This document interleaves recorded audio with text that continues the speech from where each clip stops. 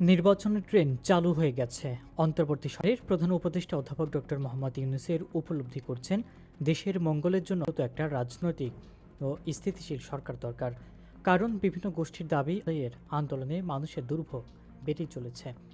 এই সরকারের অন্যতম অগ্রাধিকার জাতীয় নির্বাচন আয়োজন, কারণ সাধারণ মানুষ বহু বছর ভোট দেওয়া থেকে বঞ্চিত। আওয়ামী লীগ সংবিধান থেকে তত্ত্বাবধায়ক ব্যবস্থা বাতিল করে চাতুরীর আশ্রয় নিয়ে ক্ষমতা কুক্ষিগত ও জাতিকে বিভাজিত করে, ফলে বিএনপি সহ সম্মাননা দলগুলোর বয়কটে 2014 সালে বিনা ভোটে 153 জন এমপি নির্বাচিত হয়।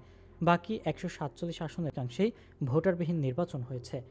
2018 সালে অধিকাংশ দল অংশ বহুল আলোচিত রাতের ভোট হিসেবে চিহ্নিত হয়, যা 2024 সালেও আওয়ামী লীগ নিজেরা নির্বাচন করেছে।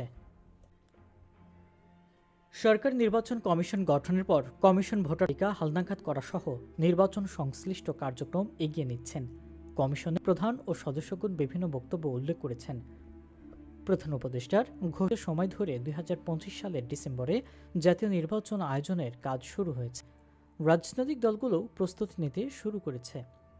এছাড়া সুনিরপেক্ষ নির্বাচন ব্যবস্থার উন্নতির জন্য গঠিত নির্বাচন ব্যবস্থা সংস্কার কমিশন সংশ্লিষ্ট অংশীজনদের সঙ্গে আলোচনা করে সরকারের কাছে প্রতিবেদনও জমা দিয়েছে।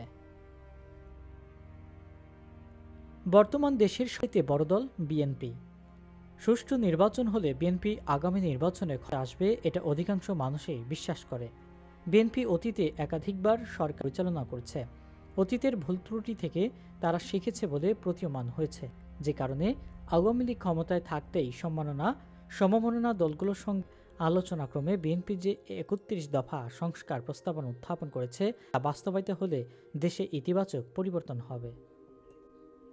মনে করা হয় 27 ফেব্রুয়ারি বোর্ড সভার মাধ্যমে বিএনপি নির্বাচনমুখী যাত্রা শুরু করেছে। এতে বিএনপি চেয়ারপারসন বেগম খালেদা জিয়া নির্বাচন সংশ্লিষ্ট প্রয়োজনীয় সংস্কার শেষে দ্রুত নির্বাচন আয়োজনের কথা উল্লেখ করেছেন। ভারপ্রাপ্ত চেয়ারম্যান তারেক রহমান দলীয় ঐক্য সুদৃঢ় রেখে নির্বাচনের প্রস্তুতি নিতে নেতাকর্মীদের নির্দেশনা দিয়েছেন।